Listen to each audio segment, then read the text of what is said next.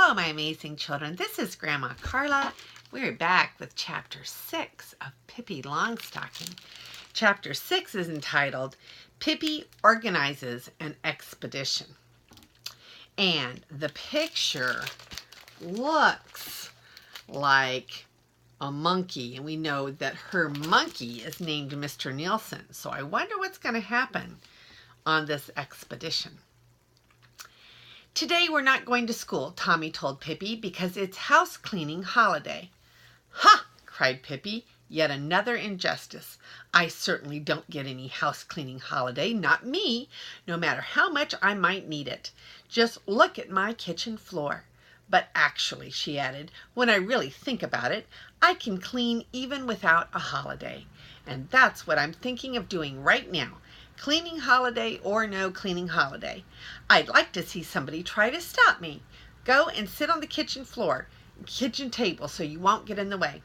Tommy and Annika obediently climbed up onto the table, and Mr. Nielsen hopped up there too, and then lay down to sleep on Annika's lap. Pippi heated a big kettle of water, which she then emptied onto the kitchen floor.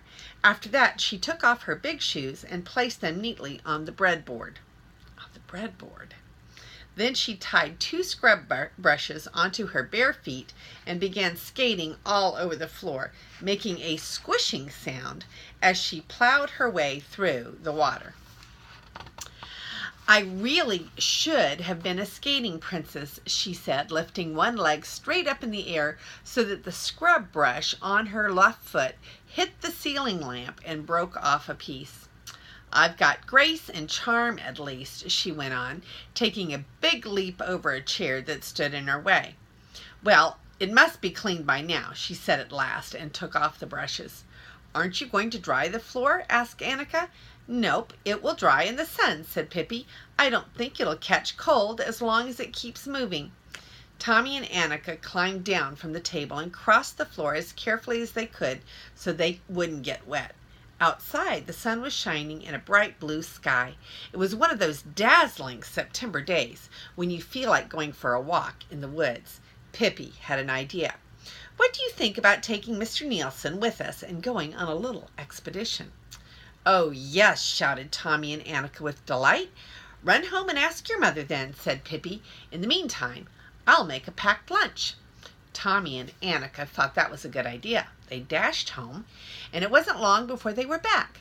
By then, Pippi was already standing at the gate with Mr. Nielsen on her shoulder, a walking stick in one hand and a big basket in the other. At first, the children walked along the country road, but then they turned off into a field where a nice little path wound its way between birch trees and hazel thickets. After a while, they came to a gate, and beyond the gate was a field that was even more beautiful. But a cow had taken up a position right in front of the gate, and she didn't look as if she wanted to move. Annika shouted at the cow, and Tommy bravely went over and tried to shove her aside, but she refused to budge from the spot. She just stared at the children with her big cow eyes. To put an end to the whole thing, Pippi set down the basket and went over and lifted the cow out of the way. Embarrassed, the cow lumbered off through the hazel thickets. To think that cows can be so bullheaded, said Pippi as she jumped over the gate, landing on both feet. And what happens then? Bulls get cow-headed, of course. It's really quite disgusting to think about. What a beautiful, beautiful field, cried Annika with delight, stepping from one rock to another. Tommy had brought along the dagger that Pippi had given him, and he cut walking sticks for both Annika and himself. He also cut his thumb a bit, but that didn't matter. Maybe we should pick a few toadstools, said Pippi, breaking off a beautiful red toadstool. I wonder if it's all right to eat this kind, she went on. You can't very well drink it, as far as I know, but I suppose there's no other choice but to eat it. I hope it's all right. She bit off a big piece of the toadstool and swallowed it. No problem, she proclaimed with delight. Well, that's the kind we should collect and cook next time, she said, tossing the toadstool high over the treetops. What do you have in the basket, Pippi? Asked Annika. Some goodies? I'm not going to tell you, not even for 1,000 kroner, Pippi told her. First, we have to find a good place where we can spread out everything. The children eagerly began looking for just such a place.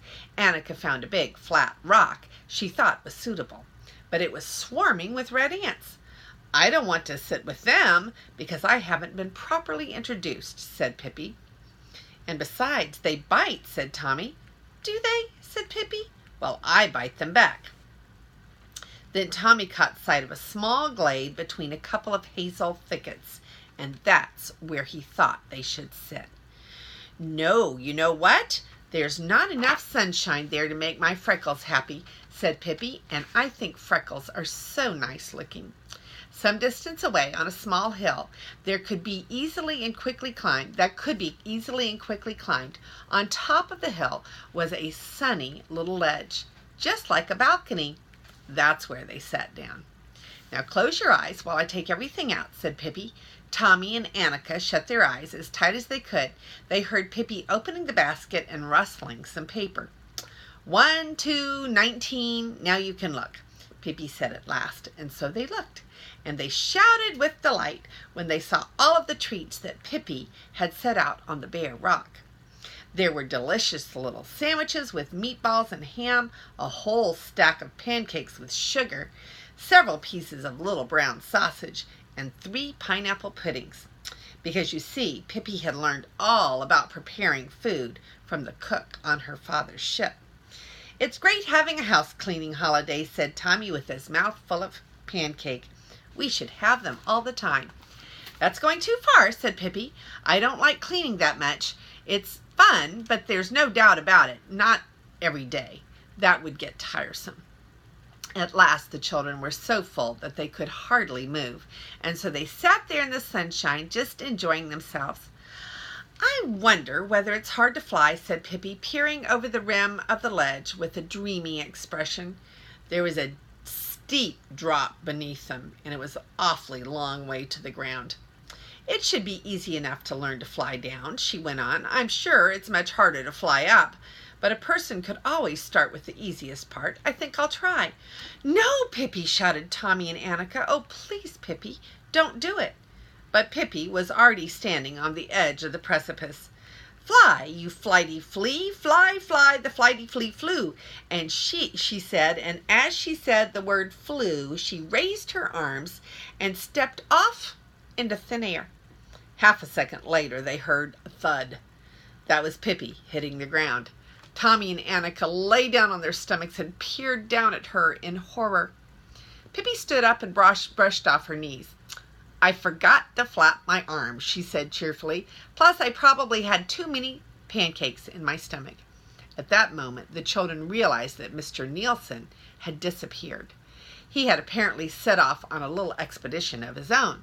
They remembered having seen him contentedly gnawing the lunch basket to shreds, but during Pippi's flying exercise, they had forgotten all about him, and now he was gone. Pippi got so angry that she threw one of her shoes into the big, deep pool of water. You should never take a monkey with you when you go anywhere, she said. He really should have stayed at home and picked fleas off the horse. That would have served him right, she went on as she stepped into the pool to retrieve her shoe. The water came up to her waist. Actually, I might as well wash my hair while I'm here, said Pippi, ducking her head under water for so long that the bubbles started to surface. All right, now there's no need to go to the hairdresser this time, she continued, sounding pleased when she'd finally reappeared. She climbed out of the water, put on her shoes, then they set off to look for Mr. Nielsen. Hey, just listen to how it squishes when I walk, laughed Pippi. My clothes say squish, squish, and my shoes says slosh, slosh. It's really funny.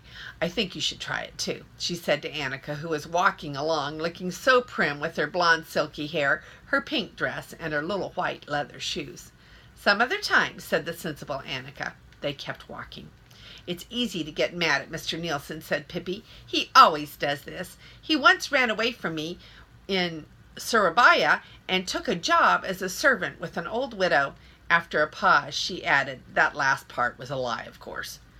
Tommy suggested that they each go in a different direction to search. Annika was a little scared and at first didn't want to do it, but Tommy said, "You're not a coward, are you?" That sort of scorn was too much for Annika, and so each of the 3 children went off in a different direction. Tommy took the path across the meadow. He didn't find Mr. Nielsen, but he did find something else, a bull. Or rather, the bull found Tommy, and the bull didn't care for Tommy because that bull was an angry animal and not at all fond of children. He came rushing over with his head lowered, bellowing horribly, and Tommy gave a loud yelp of terror that could be heard through the whole woods. Pippi and Annika heard it too and came running to see why Tommy was shouting like that. But by then the bull had already managed to snag Tommy with his horns and had tossed him high in the air. "What a foolish bull that is," said Pippi to Annika, who was crying hard. "He shouldn't be doing things like that. He's getting Tommy's white sailor suit all dirty. I'm going to have to go and talk some sense into that stupid bull." And she did. She ran over and tugged on his tail. "Excuse me for breaking in," she said. Since she was tugging quite hard, the bull turned around and caught sight of another child that he wanted to snag with his horns. "As I said, excuse me for breaking in," Pippi repeated, "and excuse me for breaking this off," she added as she broke off one of the bull's horns. "This year it's no longer fashionable to have 2 horns," she said. "This year only all the better bulls have only 1 horn, or none at all," she said as she broke off the other horn. Since bulls have no feeling in their horns, the bull didn't know that his horns were gone, but he started vigorously butting Pippi, and if she had been anyone else, the bull would have made mincemeat of her. "Ha, ha, ha, stop tickling me," cried Pippi. "You have no idea how ticklish I am. Ha, ha, stop, stop, I'm going to die laughing." But the bull did not stop, and finally Pippi jumped up onto his back to get a moment's peace. But the peace didn't last long, of course, because the bull didn't like having Pippi on his back. He started a terrific bucking to shake her off, but she just squeezed her legs tight and held on. The bull rushed back and forth in the meadow, bellowing so hard that smoke seemed to be pouring out of his nostrils. Pippi laughed and shrieked and waved to Tommy and Annika, who stood some distance away, shaking like aspen leaves. The bull spun around and around, trying to throw Pippi off. "Here I am dancing with my little friend," hummed Pippi, not budging from where she sat. Finally, the bull was so tired that he lay down on the ground, wishing that there were no children in the whole wide world. For that matter, he never had thought that children were especially necessary. "Are you planning to take an afternoon nap now?" Pippi asked the bull politely. "In that case, I won't disturb you." She climbed down from his back and went over to Tommy and Annika. Tommy had been crying a little. He had cut one arm a little bit, but Annika had wrapped her handkerchief around it and it didn't hurt anymore. "Oh, Pippi," shouted Annika, bubbling with excitement when Pippi came over to them. "Shh," whispered Pippi, "don't wake the bull. He's sleeping, and if we wake him up, he'll just get cranky." But the next second she shouted in a loud voice, "Mr. Nielsen! Mr. Nielsen, where are you?" She wasn't paying any attention to the bull's afternoon nap. "We have to go home now." And believe it or not, there sat Mr. Nielsen, huddled up in a pine tree.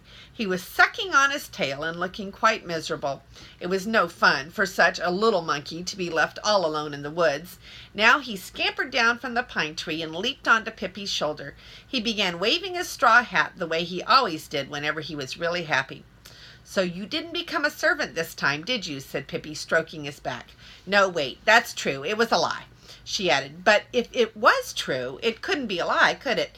She pondered. "When all is said and done, he might actually have been a servant in Surabaya after all. If so, I know who's going to make the meatballs from now on." And then they headed home.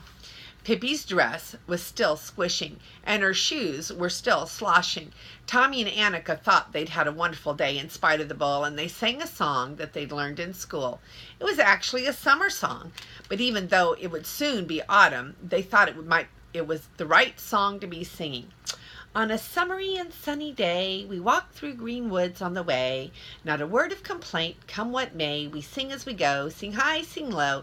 The young among you come and sing too.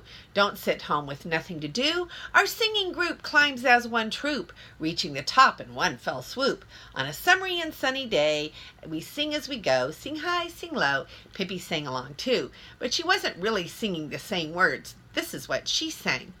On a summery and sunny day, I walk through green woods on the way, saying whatever I want to say, and it sloshes as I go, slosh slow, and my shoe it squishes too.